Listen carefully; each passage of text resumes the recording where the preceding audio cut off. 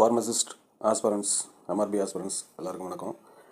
நம்மளோட எம்ஆர்பி சிலபஸை பேஸ் பண்ணி இருக்கிற 11 சப்ஜெக்ட்டுக்கும் ஒவ்வொரு ஈச் சப்ஜெக்ட்டுக்கும் 100 கொஸ்டின்ஸ் வச்சு 1100 கொஸ்டின்ஸ் இதில் எடுத்து அப்லோட் பண்ணியிருக்கேன். ஒவ்வொரு சப்ஜெக்ட்டுக்கும் தனியாக அட்டன் பண்ணி பாருங்கள். அட்டன் பண்ணிவிட்டு கீழே ஆன்சர் கீ இருக்கும், அதில் செல்ஃப் எவாலுவேட் பண்ணுங்கள்.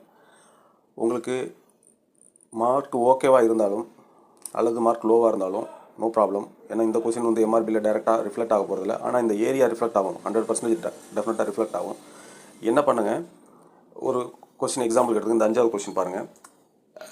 அந்த கொஸ்டினில் வந்து cinchona bark is primary source of which alkaloid அப்படின்னு கேட்டிருக்காங்க பாருங்கள்.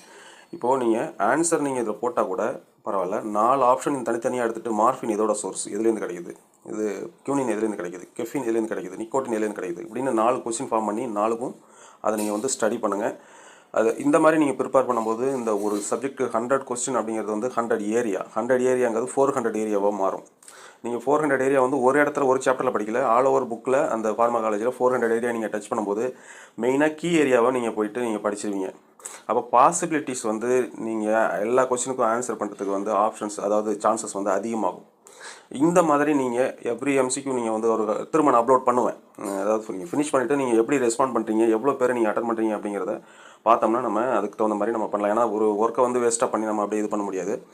அதனால் நீங்கள் அதை முடிச்சுட்டு திரும்ப அடுத்தடுத்த வர டெஸ்ட்லேயும் நீங்கள் இந்த ஆன்சர்ஸ் பண்ணிவிட்டு அந்த இருக்கிற ஆன்சரில் இருக்கிற ஏபிசிடி ஆப்ஷன் 4 ஆப்ஷனும் நீங்கள் தனித்தனியாக எடுத்து படிச்சிங்கன்னா உங்களுக்கு கவர் ஆகும். இதுதான் best method, easy method to cover syllabus. நீங்கள் அப்படியே பிளைண்டாக கண்டினியூஸாக சிலபஸில் இருக்கிறத படிச்சுட்டு போனீங்கன்னா இப்போதைக்கு அது கவர் ஆகாது. கவர் ஆனாலும் ஃப்ரண்ட்டில் படிக்கும்போது லாஸ்ட்டில் படித்தது மறக்கும். அந்த மாதிரி ஒரு இது இருக்கும். அதனால் ப்ரீவியஸ் இயர் கொஸ்டின் பேஸ் பண்ணி நம்ம படிக்கலாம். ஆனால் ப்ரீவியஸ் இயர் கொஸ்டின் நமக்கு எம்ஆர்பியில் ஒன்று தான் இருக்குது, ஒரு பேட்ச் தான் நடந்திருக்கு. அதனால் நம்ம சிலபஸை பேஸ் பண்ணி தான் இப்போ நம்ம மெயினாக கான்சன்ட்ரேட் பண்ணணும். ப்ரீவியஸ் இயர் கொஸ்டின் பேஸ் பண்ணி இப்போ நான் சொன்ன மெத்தடில் வேணால் அதையும் வேணால் படிச்சிக்கலாம், அந்த ஒரு கொஸ்டின் மட்டும் வேணால் படிச்சிக்கலாம். அதனால் கான்சன்ட்ரேட் பண்ணி படிங்க. ஃப்ரீயாக யாரும் டெஸ்ட் பேஜ் அதெல்லாம் போடுறது கிடையாது, எல்லாருமே பேமெண்ட் டெஸ்ட் பேஜ் தான் பண்ணுறாங்க. ஃப்ரீ டெஸ்ட் பேஜ் பண்ணாலும் கண்டினியூஸாக யாராலையும் பண்ண முடியாது. அதனால் கிடைக்கிற சோர்ஸஸை யூஸ் பண்ணுங்கள். தேங்க்யூ. டெலிகிராம் சேனலோட லிங்க் வந்து இப்போ இந்த வீடியோவோட டிஸ்கிரிப்ஷனில் கொடுத்துருக்கேன். அடுத்தது யூடியூப் சேனலை வந்து சப்ஸ்கிரைப் பண்ணுங்கள். தேங்க்யூ.